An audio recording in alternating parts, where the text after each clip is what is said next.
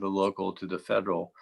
And for among our many publications, one that's especially relevant for today is the 2009 book that she published with Island Press called Megaregions Planning for Global Competitiveness.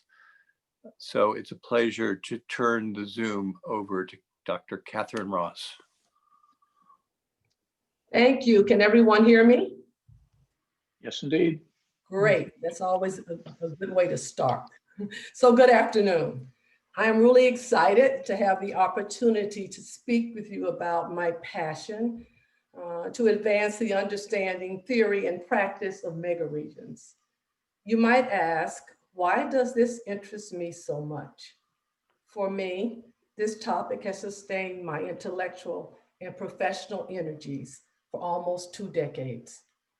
16 years ago, the idea of megaregions ignited a fire that burns even today.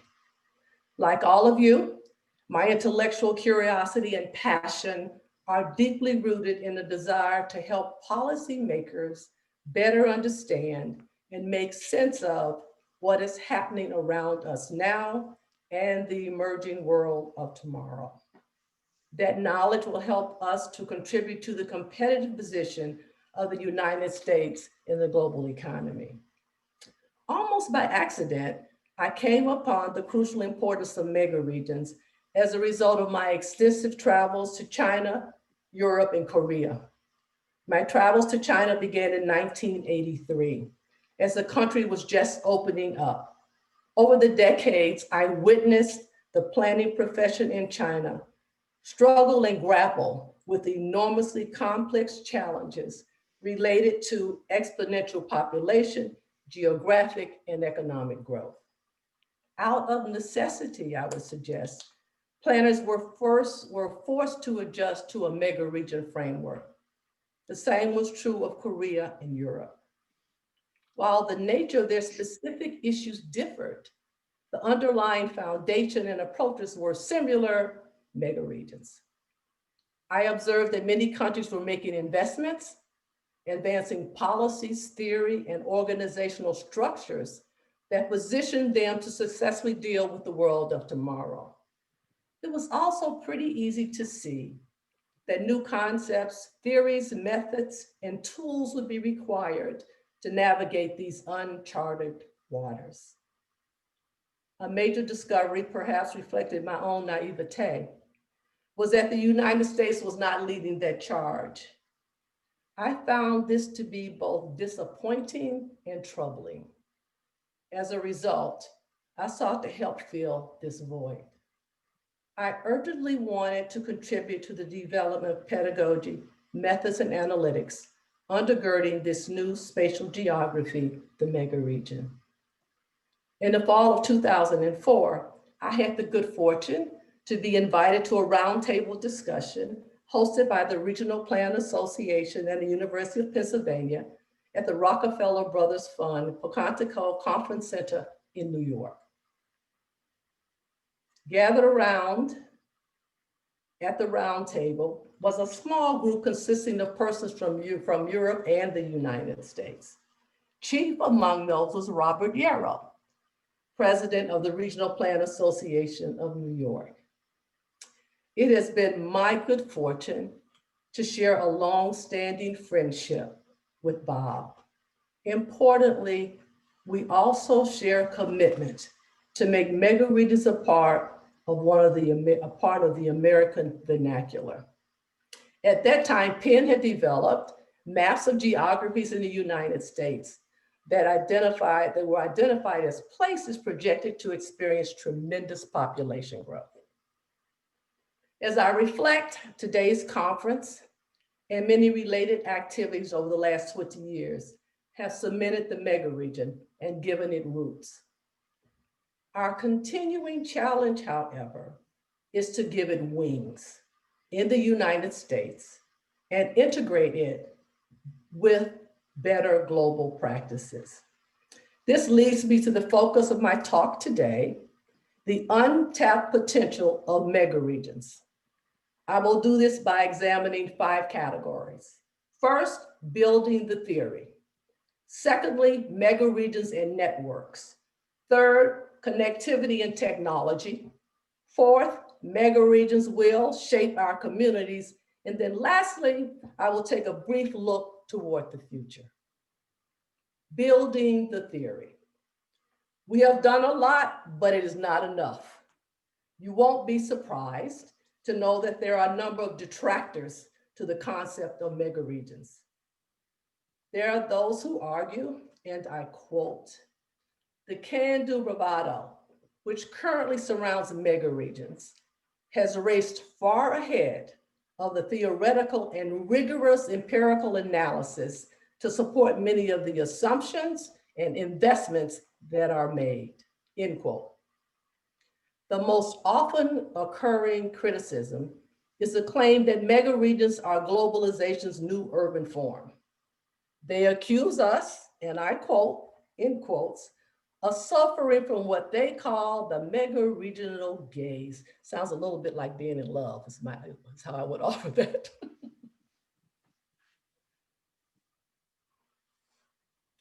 They argue further that the approach to economic development is not traditional, and there's not enough consideration of the smaller local areas within megaregions.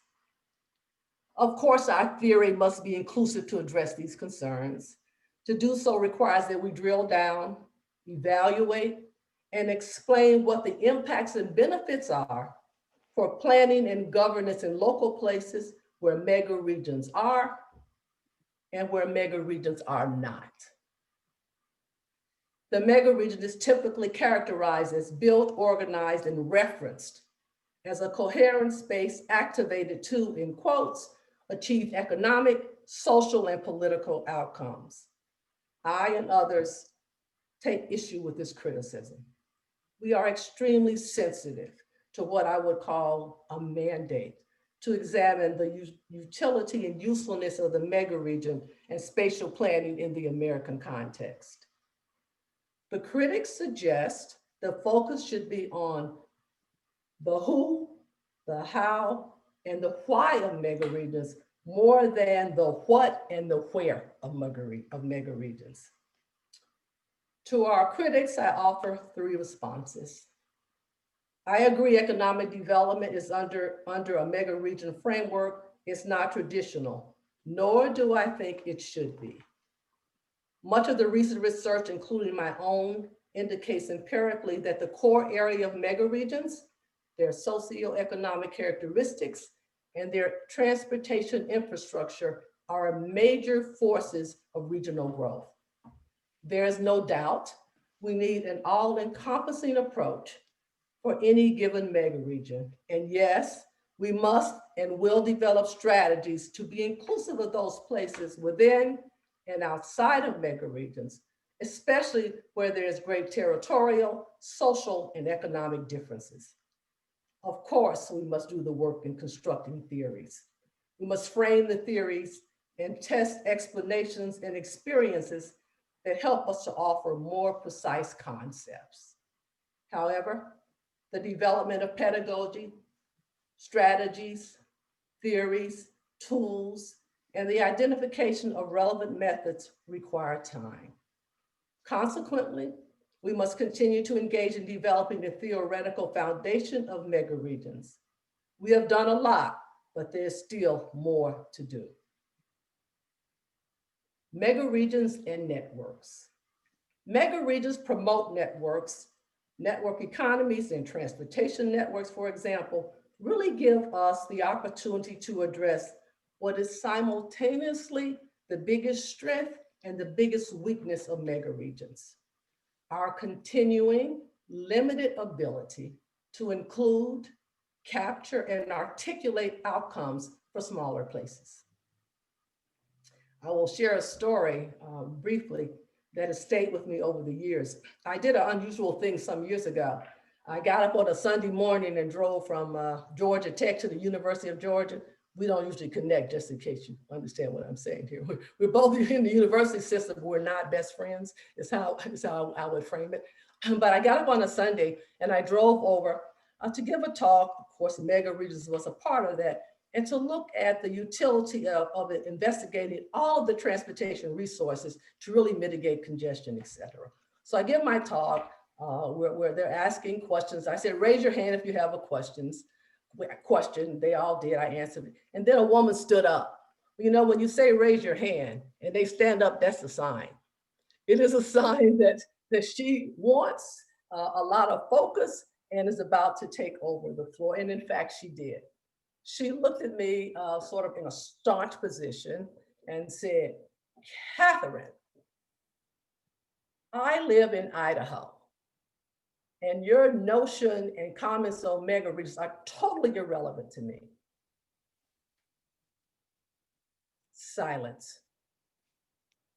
I paused and I asked her, so you live in Idaho, how did you arrive at the place to participate this morning? I would assume you left your home, you probably got in your car, drove on an arterial, probably a connector, eventually to the interstate and arrived here. Let me tell you, in 1956, we decided to construct the interstate. We didn't start in Idaho, but right now all of us are enjoying the benefits of that kind of thinking, making a comparison, obviously, with the megaregion. I share this story only because it has stayed with me throughout the years.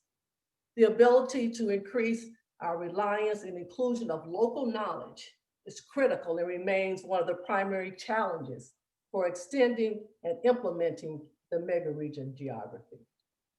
Certainly, the different kinds of planning, environmental planning, natural resources planning, water resources management, infrastructure planning, and health services can be done more efficiently at the region and megaregion scale.